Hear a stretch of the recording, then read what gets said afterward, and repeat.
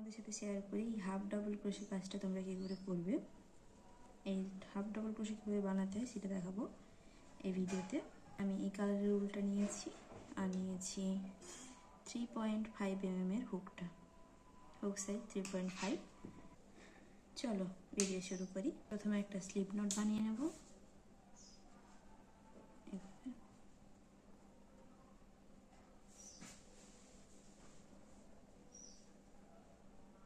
এভাবে slip note হুকটার মধ্যে নিয়ে সুতোটা টেনে দিলে এভাবে ঘরটা ছোট হয়ে যাবে। এরপর আমরা করব চেন। চেন আমি এখানে 1 2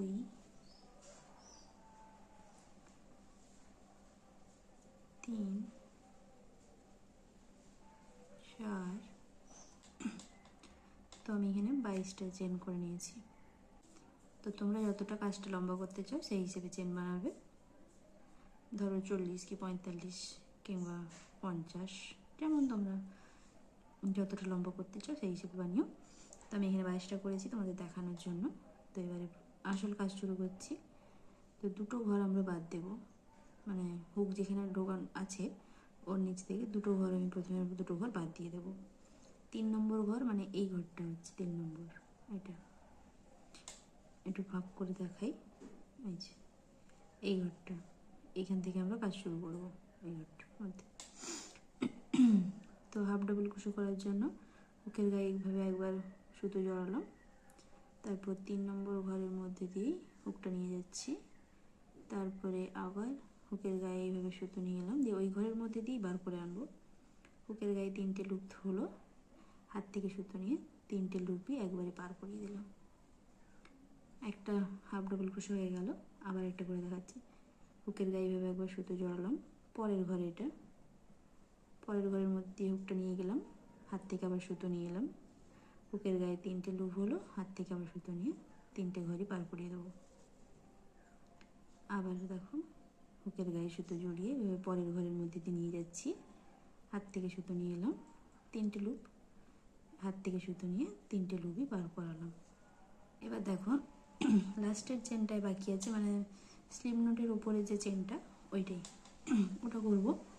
হুকের গায়ে সুতো জড়ালাম, ওই ঘরের মধ্যে দিয়ে হুকটা নিয়ে গিয়ে হাত থেকে সুতো নিয়ে এলাম, হুকের ওপর 3টে লুপ আছে, হাত থেকে সুতো নিয়ে 3টেই পার করালাম। একটা রাউন্ড কিন্তু আমাদের হয়ে গেল। এখানে এরকম দেখতে হবে প্রথম রাউন্ডটা এরকম দেখতে। তো এরপরে সেকেন্ড রাউন্ড শুরু করার জন্য এখানে আমি একটা চেন করে নেব, এই যে, তারপর কাজটা এইভাবে উল্টে দিলাম।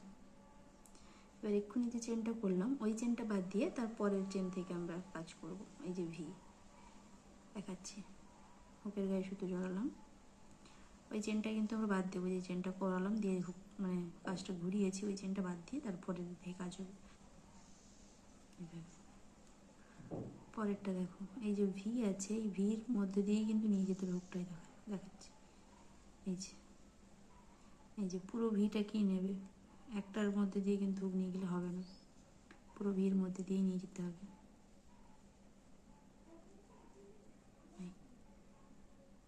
আবার একটা দেখো,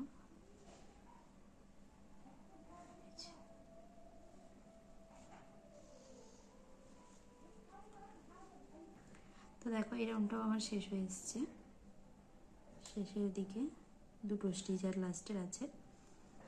এই কোণের দিকগুলো কিন্তু ছাড়বে না তোমরা, কোনটা একটু ঠিক করে খুঁজে বের করে। এই যে দেখো এটা হচ্ছে এটার লাস্ট স্টিচটা, লাস্টের ঘরটা, এটা এই ঘরটা কিন্তু বাদ দিলে চলবে না, এটাকেও করতে হবে। এর মধ্যে এভাবে হাত থেকে সুতো নিয়ে এলাম, 3টে লুপ, হাত থেকে আবার সুতো নিয়ে 3টেই পার করিয়ে দিলাম।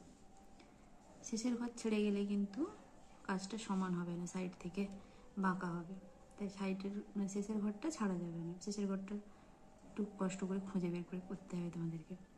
এবার এর পরের রাউন্ড শুরু করার জন্য আবারও একটা চেন দিয়ে দেবো, এই দিয়ে কাজটাকে আবার ঘুরিয়ে দেবো এইভাবে। এবারে পরের রাউন্ড শুরু করবো। চেন দিয়ে আমি কাজটা ঘুরিয়ে নিয়েছি, প্রথম যে চেনটা এক্ষুনি দিলাম ওই চেনটা বাদ দিয়ে পরের ঘর থেকে কাজ হবে এভাবে।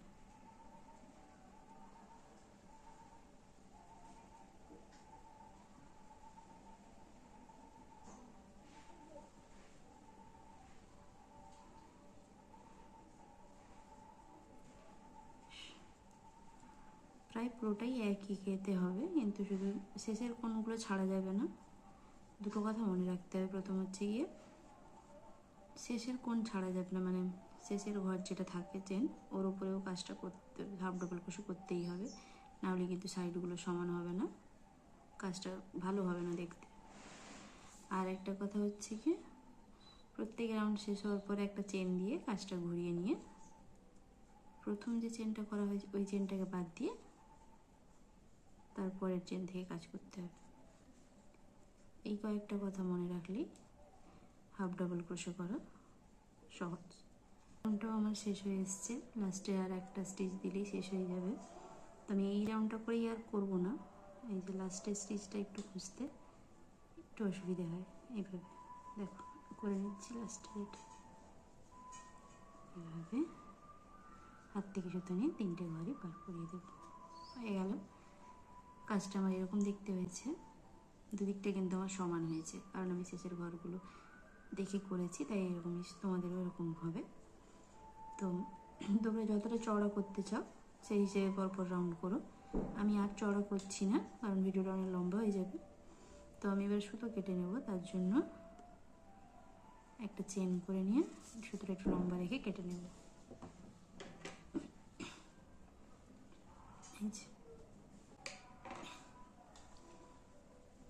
এই সুতোটা একটু টান দিয়ে দিলাম, নট তৈরি হয়ে গেল। এবার এই দুটো সুতো আমি লুকিয়ে নেব পেছনের দিকে।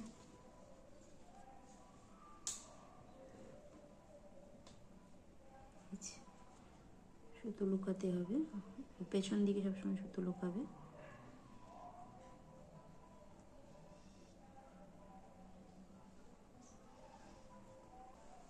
সুতোটা সবসময় লুকিয়ে দেবে, কারণ কেটে দিলে কিন্তু পরে খুলে আসতে পারে, তাই সুতোটা একটু লুকিয়ে দিয়ে কিছুটা তারপরে কাটবে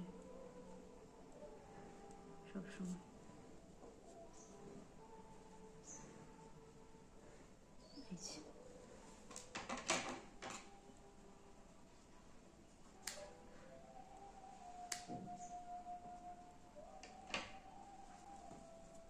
এরকম দেখতে হয়েছে আমাদের কাজটা।